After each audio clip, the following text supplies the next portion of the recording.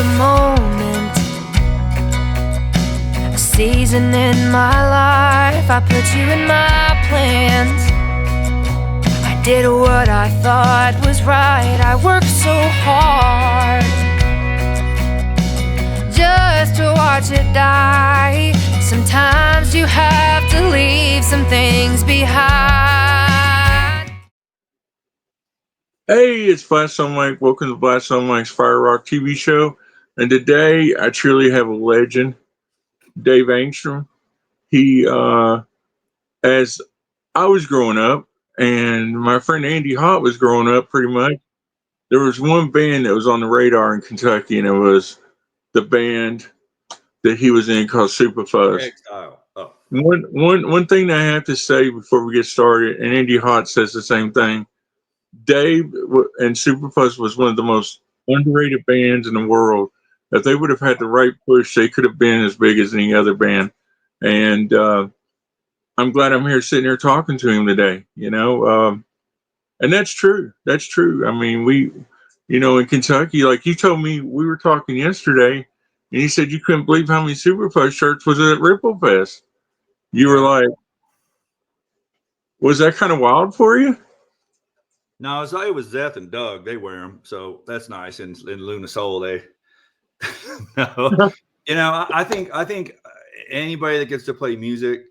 First of all, I'm so grateful to be from Kentucky because there's something in the water from where we're all from. Musically, there's just great talents. Doug and who's on here as well from Luna Soul, and like his whole history and past very similar.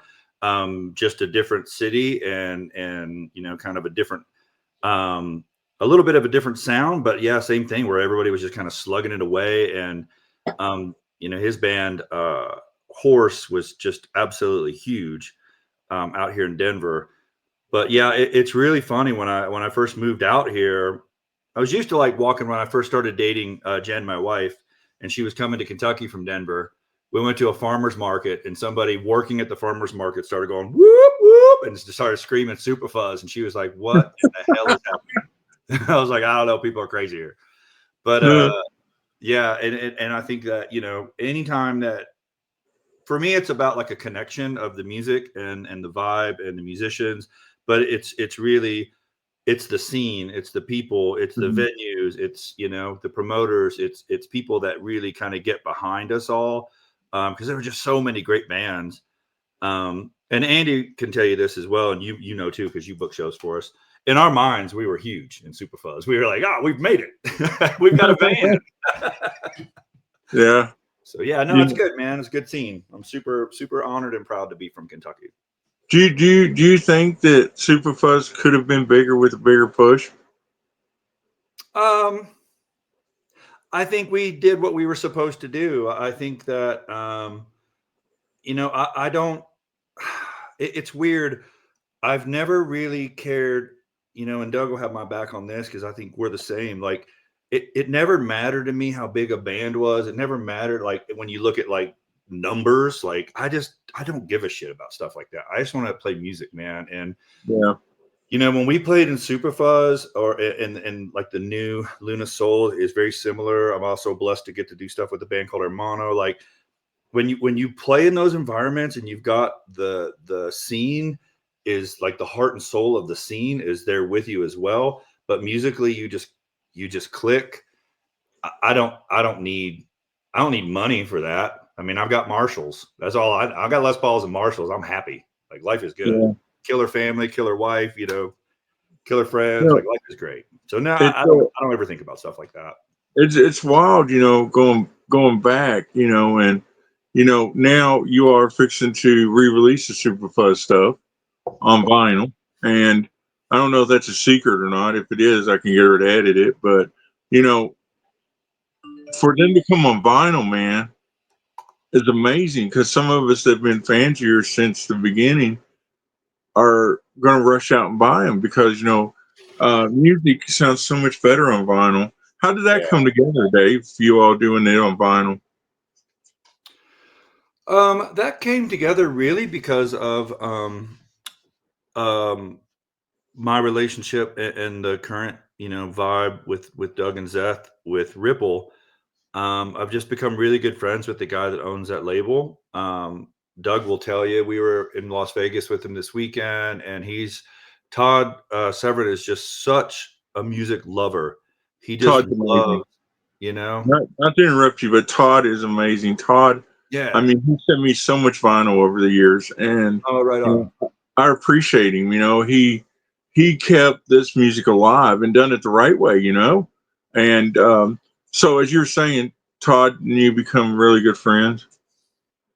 Yeah, I mean, we first connected early on over Hermano, there where he wanted to reissue that stuff, and that's all from John, and I'm grateful to be kind of a sidekick there. But I was just at the time, to kind of go back to it, if you want to hear about it, is my father had died. I had just been through a whole cancer, lots of surgery, a lot of health stuff going on, and Didn't know that.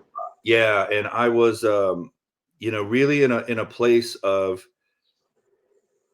figuring out, like, for me, I've always loved my wife and my kids, my family, all of that, but it was just like musically, it's always been this like companion that I've had, to play music, you kind of escape. And so when I was really lucky to find Doug and Zeth, and we started jamming, it was like, oh man, this is kind of back to being in Glasgow, Kentucky at Backstage Music and jamming with, Johnny and David Barrick and Kenny Weber and Bernie and just everybody that would hang out there, and it's like Greg Martin. And it was just like, okay, wait, we could do something that is really of my soul. It's my core, because Hermano kind of pulled me in a different direction a bit musically. And so I felt like I started doing that path. Well, it was coming out of me naturally, but it's not where my heart and soul is. So when we started jamming, of course, we had a singer, because I hate my voice and I hate singing. And Doug and I fought, I don't know, for what, a year and a half about that, Doug. We would bring people in. So as all of that was kind of happening at the same time, and my dad got sick and I got sick in the same week. My dad passed away and I had surgery, and Doug and Zeth were there the whole time as my friends here, along with my family. And it was just a really heavy time. And Todd and I would talk about music, but just life and family. And so we became super close, or somewhat close in that time.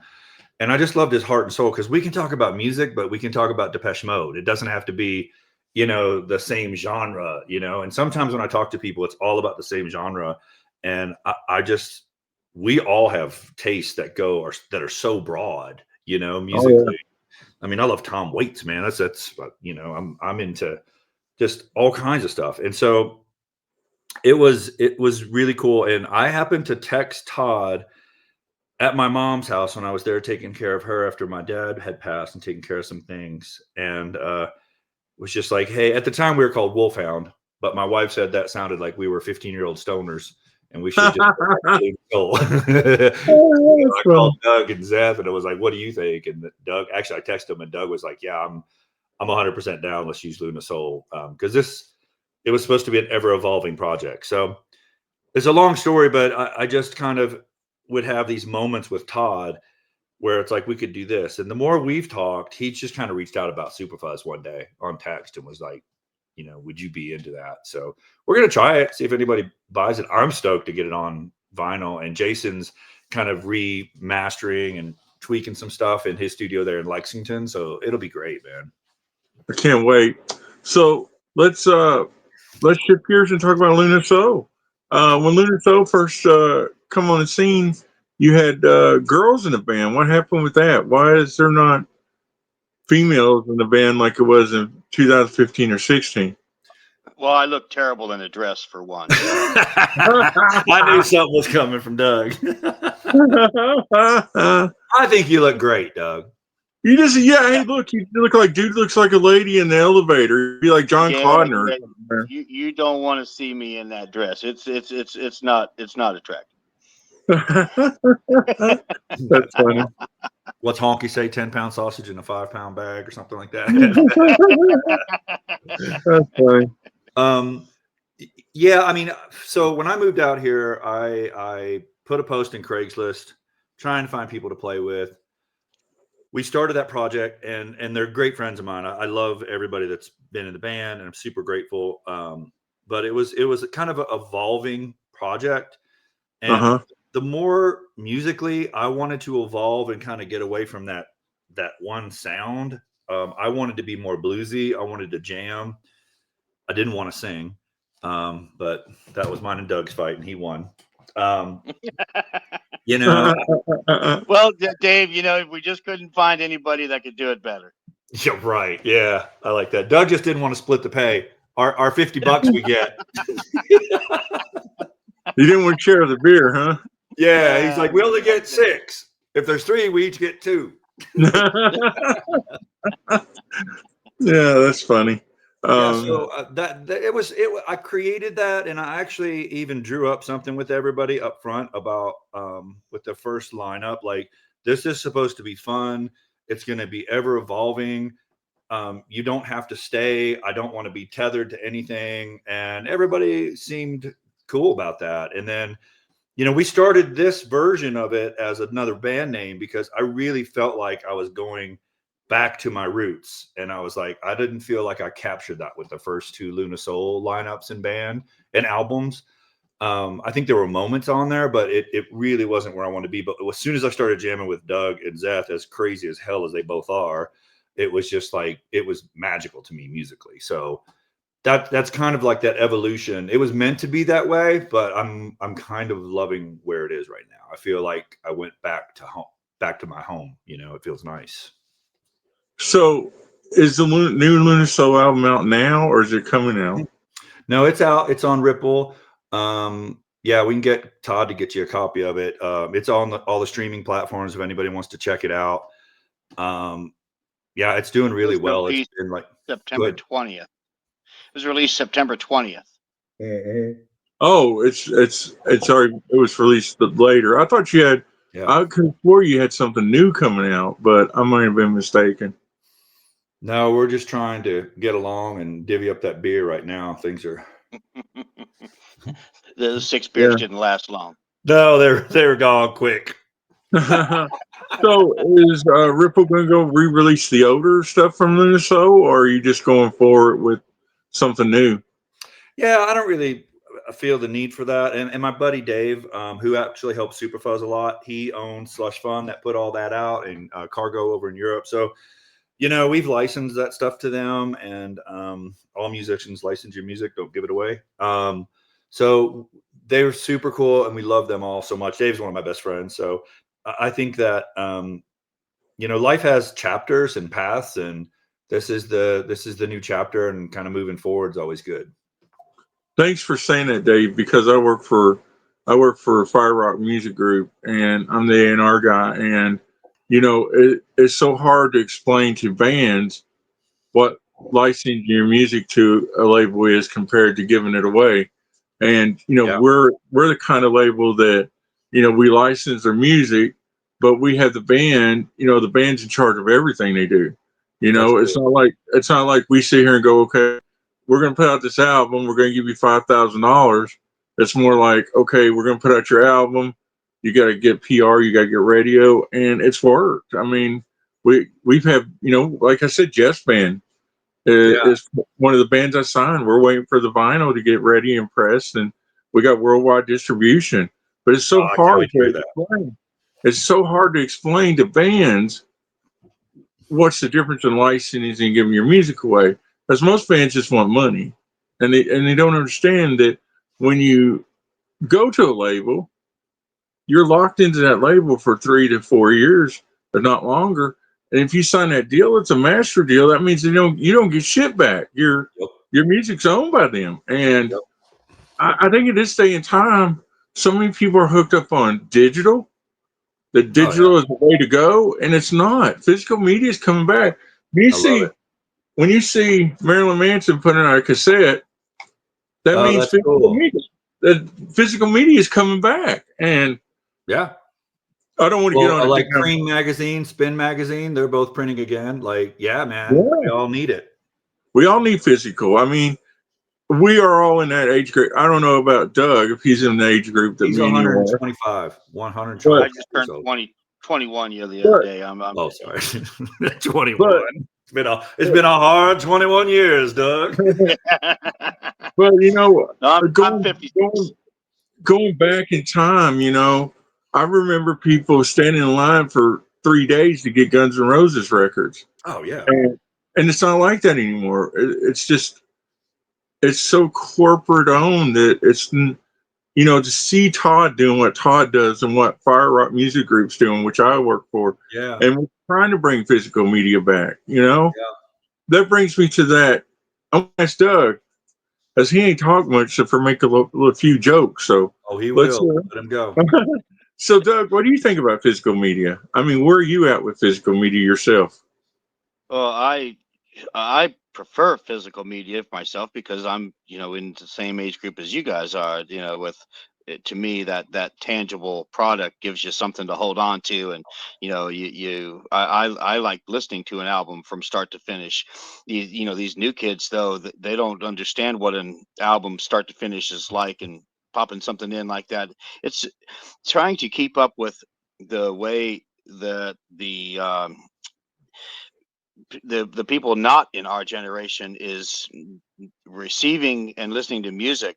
That's the hardest part, that I think where everybody is dealing with, is trying to learn how to dive into the stream so that you can be heard. Do you all see, like, you all just went to Ripple Fest? Yeah. Do you all see more people buying physical product from you at live shows, or? Yeah, Ripple Fest. You Well, didn't? Yeah. No, we sold a when bunch of when records. when you're that's the only time that you really see physical product move, Yeah, is for when us, you're it's at there, shows. when you're face to face with somebody. You can move that physical product, and they want something, I think, more just tangible to take home and have you sign. You get those, people that get in the albums and they want the Mhm. autographs and stuff like that. That's that physical product I think people really, want to have still. I don't think you're ever going to completely eliminate physical product. Yeah, and I think Todd's done really well from the sales on the Vita Moores.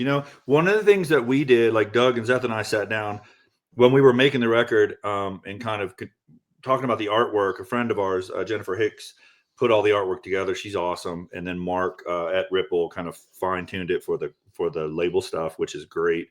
But we wanted to have, like, and Mike, you'll remember this, like back.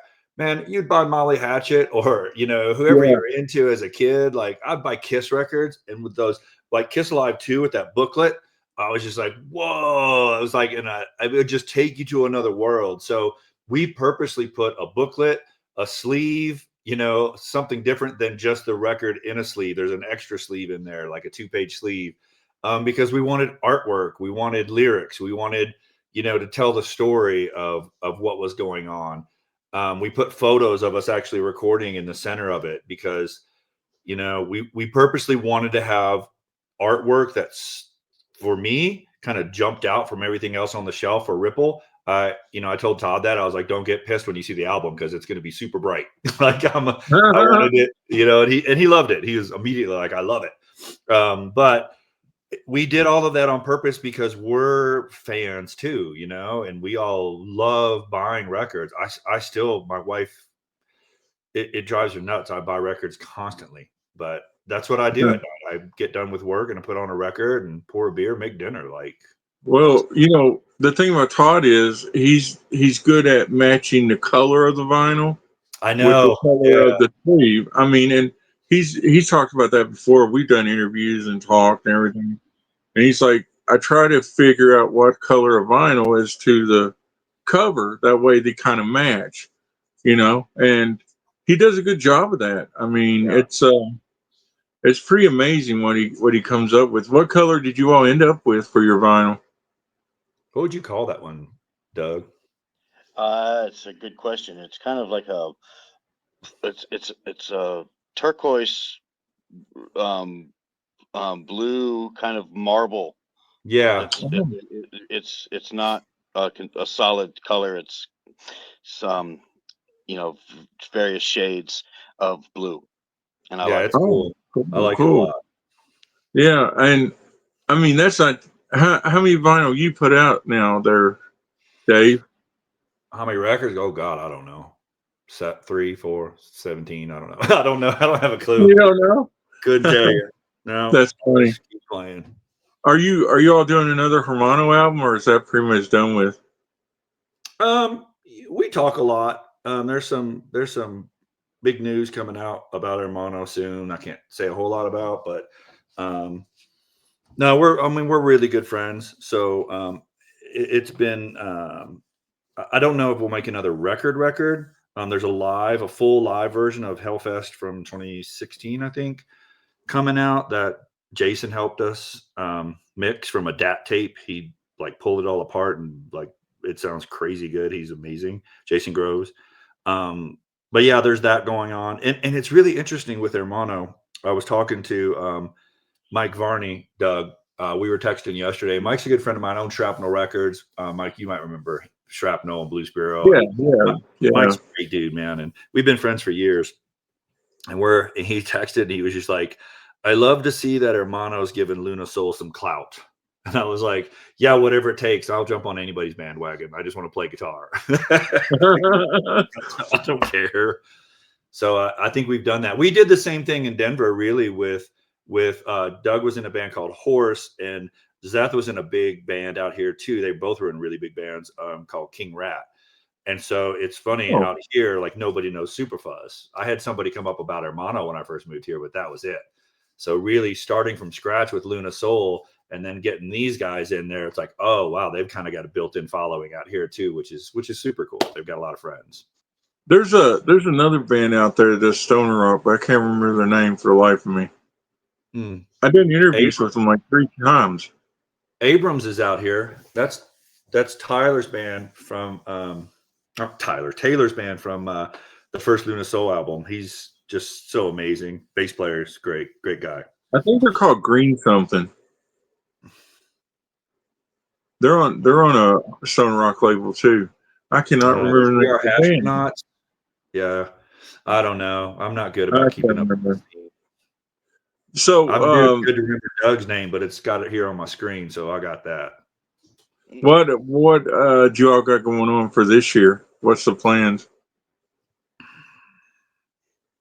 We've got some Europe stuff brewing right now for Luna Soul, which could be super cool. There's a festival in Spain locked in, and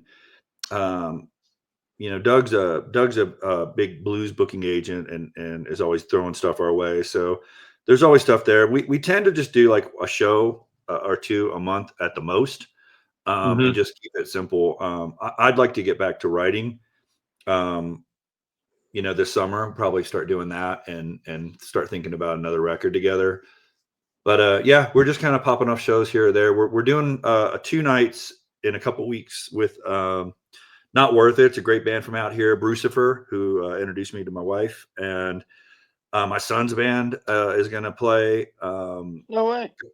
Yeah, I didn't tell you that on Saturday. Evan's going to play. No, you didn't tell me that. Yeah, he's got. Cool. He and Vincent moved out from Kentucky, so they're gonna do a pop off about a 20 minutes set. It'll be fun. So your son has a band, Dave? Yeah, Evan. Yeah. My daughter's super talented, singer and writer, and my son is as well. Yeah, but my son's got an EDM career. It's like more like electronic music called Young Van. He's got like millions of plays and stuff, but this band's more like garage rock, like 50s. It's cool as heck. What's the name of the band? A Late One for AL8. Cool. Yeah, they named it after AL8. AL8, yeah. The Kentucky. Yeah, that's something you don't get anywhere but Kentucky, it seems like. You can't get it out here. Do you have that, Doug? And you don't have that in Ohio, do you? What? AL8, the drink? No. When you're visiting, Doug visits a bunch of colleges and is always in college attire. So when you're visiting in Kentucky, you need to pick up an ale. You love ginger ale. It's like I don't know if I would blend it to ginger ale, but it's in the family. It's a little stronger. But now they got cherry, they got orange, they got blueberry. They got all kinds of different kind of flavors. Stay away from the red one. It tastes like cough syrup. But but the L8, the original green bottle one, yeah, when you drink it, we call it like Kentucky swamp piss down here, or horse piss, because my son just moved. Well, my son moved to Missouri because he had a baby and with a girl in Missouri, and he's always asking us all the time, "Send me L8, send me L8." We're like, "We ain't gonna send you no damn L8. It costs me $50 to send that shit." So every time we go to Missouri, we try to take him a couple cases because you can't find it nowhere else. I promise you. Only in Kentucky. And bands come through. Bands come through. They've stayed at my house and things like that. And I'll go and drink L8, and they're like, "Hey, can you send me some of that?" No, I can't send you. This shit costs a fortune. The mail's a bitch, man. Yeah, it is. So, but when are you coming back to Kentucky to play, man? You need to bring this band to Kentucky and do a show in Lexington or even Huntington over at the V Club or something. Is the V Club still going? Oh yeah, the V Club's there. That's crazy. I was actually texting with somebody yesterday. I don't normally tell Doug these things because he wants to play every time. He would have me on 8 shows a day if we could. Doug, push him to come to Kentucky, man. We need Luna Soul in Kentucky just one time. I keep telling them they just need to get a real good singer and a good guitar player. They can go play all the shows. That would be good. You were saying you were texting someone yesterday, Dave? Yeah, about maybe trying to get back there. Like I'd come play with, anything Jason's doing. I'd love to jam with JD and Phil again. I'd love to do the Tojo Yamamoto. I love what, all those guys are doing. So there's tons. I mean, I'd love to come back there. It's just hard to coordinate it, but my daughter and my granddaughters are there, and I am in Kentucky. I just not to play. And Doug actually is off. He lives between Cleveland and Denver up in the mountains. He's in Evergreen. And so it'd really be just getting Zeth there. So maybe we should figure it out. It'd be good to have you come back and play. Maybe Jupiter and I can open for you or something. That'd be awesome. Yeah, Jamie, she's amazing, dude. That's what Jason told me. Yeah. And these songs that we got for Jupiter Night coming out. Yeah. Jeff is amazing, and Phil. It's actually, it's wild that Asylum on the Hill was all a part of that project except for you, Yeah, I love that. I actually I was talking to Scott from Smallstone. I think it was Scott that brought that up. And that label. You all don't forget Smallstone's still around. They love Smallstone. Them and Meteor Cities who kept the type of music you do alive for like 10 years. They're the foundation. And then all these other labels sprouted up, but Smallstone was them and Meteor City were the two big ones back in the day. Oh yeah. Yep. Yeah. We worked with Meteor City, and I never got to work with Scott. So we were shooting the shit for a long time in Vegas and just kind of hanging out, and it was fun. And we were talking about that record and just different records, man. He's actually super talented guitar player. Has he still got a label? Yeah. Oh yeah, they're still blowing up. They're great. Wow, I didn't even know that. I know Meteor City went out of business. Yeah. But I didn't know that Smallstone was still alive. Yeah. Go check it out. They got some cool records. I'm gonna have to check them out, but like I said, I totally respect you, man. Oh, well, thank you. You all were one of the first bands I ever booked in my life. And I'm a huge, fan, I guess, of Dave Angstrom. That's all I can say. Wow. I'd say you too, Doug, but I don't know you. So you'd be a bigger fan of Doug's once you get to know him than you would. Yeah. Whatever. Yeah, but congratulations on everything you all are doing, man. The new Luna Soul album is amazing. I listened to it on YouTube, and I absolutely love it. I think it's great. Andy Hott said to say hi to you. JD said to say hi to you. Oh, give him my love, man. That's awesome. And he told me when I talked to you, asked you about writing off beer as entertainment. Yeah, hell yeah, you do. He told me Why that. not? I do. Me and him and Andy are starting a booking agency, and cool. it's going to be called Magic Entertainment, MAJIC S3E3Title Entertainment, and we're going to start booking all different types of acts, from wrestlers to music and all that. And we're just trying to put everything together. And we were talking, he's like, "Yeah, ask Angstrom about Brighten Off Beer as entertainment." Oh, yeah. All day long, baby. All day That's a long. big expense. Doug will tell you.